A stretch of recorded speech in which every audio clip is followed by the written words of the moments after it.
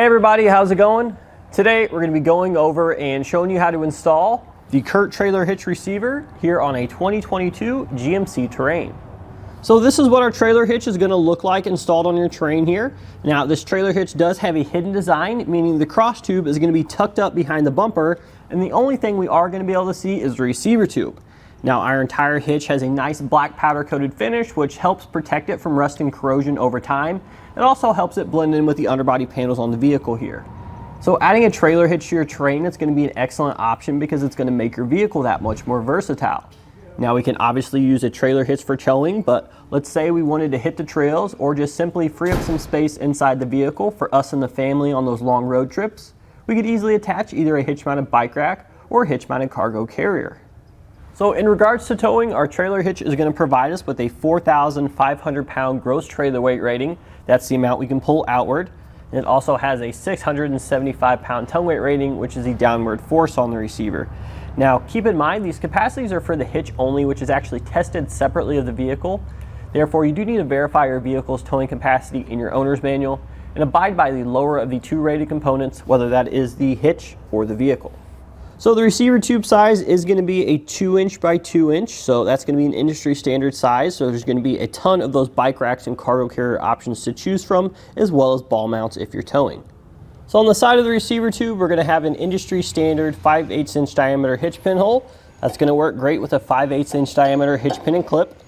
Now keep in mind, the hitch pin doesn't actually come with a trailer hitch, and the reason for that is a lot of your accessories are actually going to come with their own, so you shouldn't need to worry about buying this separately, but if you do, we have plenty of options here at eTrailer. And then welded to the bottom of the receiver tube, we have our safety chain loops. Those work great with both the larger clevis style as well as the smaller S-type.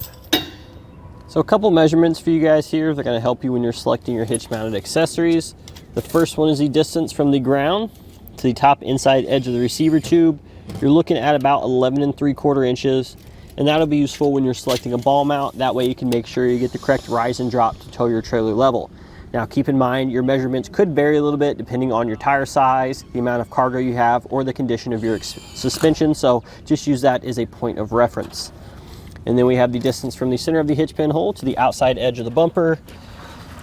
And for that one there, you're looking at about 5 inches, so keep that in mind when you're selecting your folding accessories. That way you can make sure that while they're in the stowed position, they don't hit the vehicle.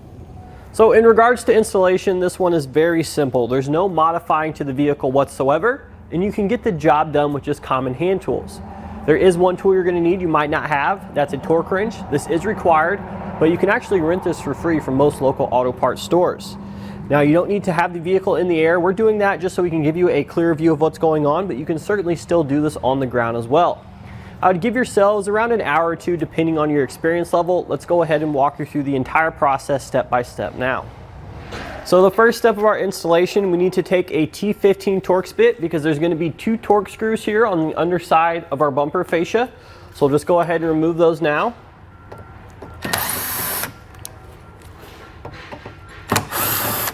There we go, just like that. We're going to have an exhaust hanger bracket on either side that we need to remove. Now there's going to be 2 bolts holding the exhaust hanger bracket to the body of the vehicle, and they're located behind the bumper here, so it is kind of hard to see, but they're basically just running in like so. If you take a look underneath, you can see the back side of the bolts. So here's the back side of those 2 bolts there. We're just going to take a 15mm socket and remove those both, and then you sort of have to pry the hanger out and away from the stud.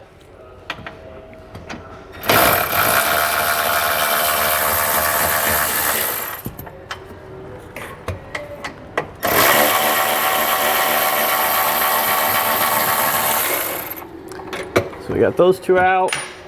Now just go ahead and push the hanger off that little metal keeper. But now that we have this side done, go ahead and do that same thing on the other side. So now we're going to have a metal exhaust hanger we need to remove from a rubber isolator that's located in the center of our exhaust here, just directly below that rear cross member.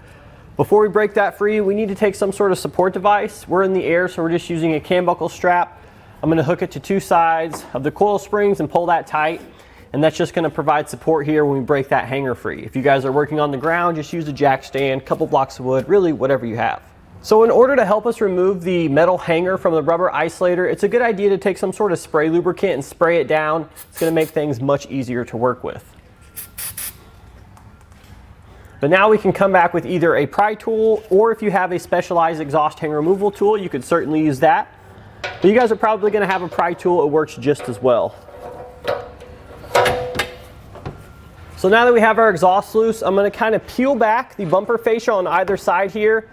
That way our hangers can come down below that. And that's going to give us a little bit more room to work when we go to raise our hitch into position.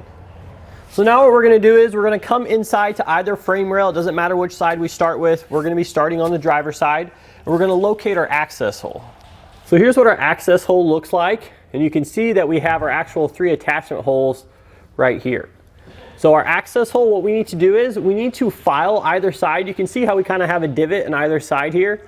And the reason we need to do that is we need to have clearance for our spacer block to get through there along with our carriage bolt. Now I've already went ahead and done this for you, but it is super easy. We just take a file here and you just grind away some of the metal on either side of that access hole. Keep doing that until you have enough clearance for both of your pieces of hardware. So now it's time to get our hardware into the frame. So what we're going to do is we're going to grab one of our fish wires here. We're going to grab a spacer block, and then we're going to grab a carriage bolt. So what we're going to do is we're going to be sticking the coiled end of our fish wire through that access hole. We're actually going to be sticking it through the hole we want the bolt to come through, and then out the access hole. So let's jump underneath and show you that now. So we've already got 2 of our bolts into the frame here. Now we are on the driver's side. The driver's side is going to use this hole, and then this hole here directly behind the bumper flange there. So that's the only one they have left over here. So I'm just going to take the coiled end there of our pull wire. I'm going to feed it up through that hole. And then I'm going to try to fish it out as best as I can through our access hole. Now it can be kind of tricky to get that out of there, so you may want to actually pre-bend the wire. But sometimes you can get it out as long as you just stick your finger up there and kind of grab it. There we go. Now I'm going to place on a spacer block and a carriage bolt. I'm going to stick the spacer block through our access hole. Follow that up with our carriage bolt and pull it the rest of the way through. So now that we have the driver's side done, we'll just go ahead and repeat these same few steps over on the passenger side. So now with an extra set of hands, we can raise our hitch up into position. You will have to pull down on the muffler to sneak it underneath the bumper.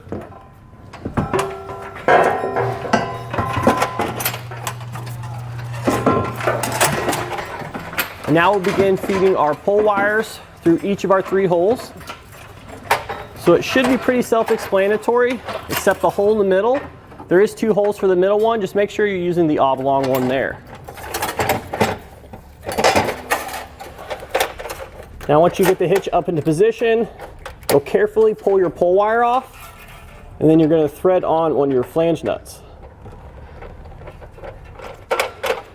And then once you get one started on each side, that should hold your hitch in place so you can do the others.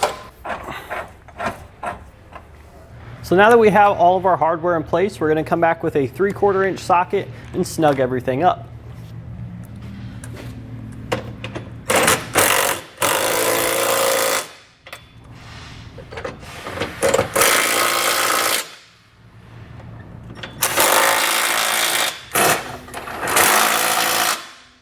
So now we're going to come back with our torque wrench here and torque everything down to the specifications in your instructions.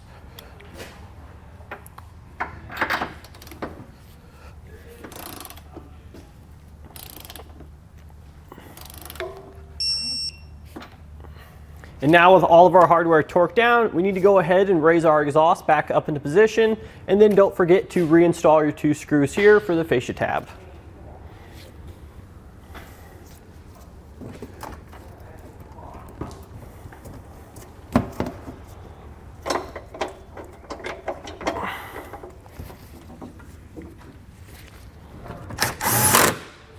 And now with everything reinstalled on the vehicle, that's going to do it today for our look and installation of the Curt Trailer Hitch Receiver here on a 2022 GMC Terrain.